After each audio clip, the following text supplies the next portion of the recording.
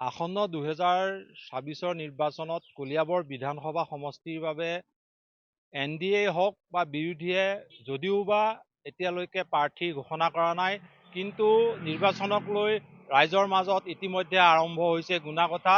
মই আজি উপস্থিত আছো কলিয়াবৰ বিধানসভাৰ আন্দুকপানী গাঁও পঞ্চায়তৰ অন্তৰ্গত সোনাজুৰি অঞ্চলত। সোনাজুৰি অঞ্চলৰ ৰাইজৰ মনৰ কথা জানিম যে তেওঁলোকে বৰ্তমান চৰকাৰৰ কাম কাজক লৈ কিমান দূৰ সন্তুষ্ট, 2026 নিৰ্বাচনত তেওঁলোকে কি চিন্তা কৰিছে। দাদা, বৰ্তমান চৰকাৰৰ কাম কাজক লৈ আপুনি ভাল পাইছে নে বেয়া পাইছে? মই নমস্কাৰ, বিজেপি চৰকাৰক মোৰ শুভেচ্ছা যাচিলোঁ।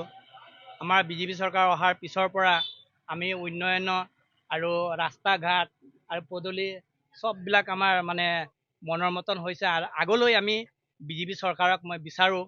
গতিকে আৰু অৰুণোদয় যিবিলাক মানুহে পাইছে, বহুতে ধন্যবাদ দিছে বিজেপি চৰকাৰক।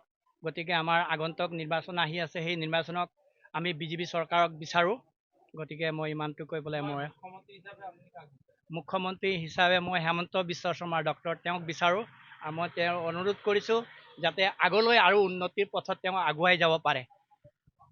আমাৰ লগত সোনাজুৰি অঞ্চলৰ আৰু এগৰাকী লোক আছে, তেওঁৰ পৰাও আমি মনৰ কথা জানিম যে বৰ্তমান চৰকাৰৰ কাম কাজক লৈ তেওঁলোক কিমান দূৰ সন্তুষ্ট, 2026ত তেওঁলোকে কি বিচাৰে। বৰ্তমান চৰকাৰৰ কাম কাজক লৈ আপুনি ভাল পাইছে নে বেয়া পাইছে? ভালে পাইছোঁ দিয়ক, কাম ধুনীয়াকৈ কৰি আছে। বাকীখিনি ইলেকশ্যনতো নিৰ্বাচন পালেহি, আপুনি অসমত আকৌ মুখ্যমন্ত্ৰী হিচাপে কাক বিচাৰিব বা চৰকাৰ কাৰ বিচাৰিব? বিজেপি চৰকাৰে বিচাৰে, হেমন্ত চৰকাৰে বিচাৰে। আমাৰ লগত এগৰাকী বাইদেউ আছে। বাইদেউ, বৰ্তমান চৰকাৰৰ কাম কাজক লৈ আপুনি ভাল পাইছে নে বেয়া পাইছে? ভালে পাইছোঁ। কিয় ভাল পাইছে? ভালে, আমাক অৰুণোদয় দিছে বা গোটৰ পৰাও 10,000 পাইছোঁ, সেইটো কাৰণে ভালে পাইছোঁ। 2026 নিৰ্বাচন পালেহি, আকৌ অসমত কাৰ চৰকাৰ? হেমন্ত চৰকাৰকে বিচাৰোঁ। হেমন্ত চৰকাৰ।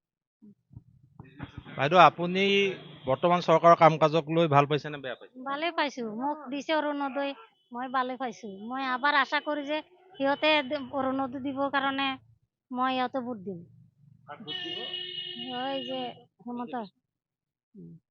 আমাৰ লগত কেইবাগৰাকী লোকে ক'লে যে বৰ্তমান চৰকাৰে ৰাইজৰ সা সুবিধা প্ৰদান কৰিছে, 2026ত আকৌ পুনৰ এইখন চৰকাৰকে তেওঁলোকে অধিষ্ঠিত হোৱাটো বিচাৰিছে। ডক্টৰ হিমন্ত বিশ্ব শৰ্মাকে পুনৰ মুখ্যমন্ত্ৰী হিচাপে বিচাৰিছে। আমাৰ লগত আৰু কেইবাগৰাকীও লোক আছে, তেওঁলোকৰ পৰা জানিম।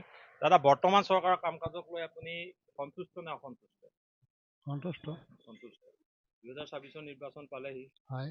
অসমত আকৌ কাৰ চৰকাৰ হোৱাটো বিচাৰিব? বিজেপিৰ। বিজেপি। কিয় বিচাৰিব? শান্তি সম্প্ৰীতি বজাই ৰাখি চৰকাৰখন চলি আছে। ৰাইজৰ কাম কাজ কৰিছে নে? চলি আছে। মুখ্যমন্ত্ৰী হিচাপে কাক আপুনি প্ৰাধান্য দিয়ে? হিমন্ত। আপুনি? হেমন্ত। চৰকাৰৰ কাম কাজ কেনেকুৱা কৰিছে? ভাল পাইছোঁ। কাম কাজ আপুনি? আমাক বিজেপি হিমন্তই লাগে। কিয় লাগে? তেখেতে ইমানখিনি আঁচনি দিছে। আজি আমাৰ দুখীয়া যিকেইটা আমাৰ পিছপৰা অঞ্চলত যিকেইটা মানুহ আছে, যিখিনি আঁচনি পাইছে, আজি অৰুণোদয়ৰ পৰা লৈ ৰাস্তা ঘাট লৈ সকলোখিনি মানে আজি ইমান ভাল হ'বলৈ গৈ আছে। আমাক আৰু এবাৰ বিজেপি লাগে, হিমন্তই লাগে। এনেদৰে দেখা গ'ল কলিয়াবৰ বিধানসভা সমষ্টিৰ আন্দুকপানী গাঁও পঞ্চায়তৰ অধীনৰ সোনাজুৰি অঞ্চলৰ ৰাইজে পুনৰ অসমত এবাৰ মিত্ৰজোঁটৰ চৰকাৰ বিচাৰিছে। মুখ্যমন্ত্ৰী হিচাপে ডক্টৰ হিমন্ত বিশ্ব শৰ্মাই অধিষ্ঠিত হোৱাটো বিচাৰিছে।